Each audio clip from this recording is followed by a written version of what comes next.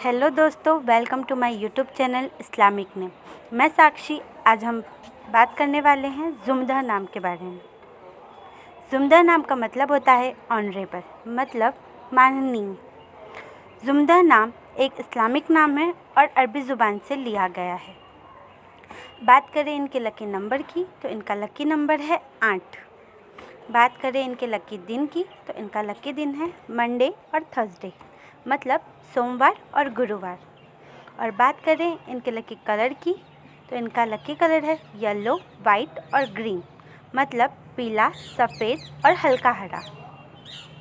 और बात करें इनके लकी स्टोन की तो इनका लकी स्टोन है ब्लड स्टोन। ब्लड स्टोन का मतलब होता है तांबा।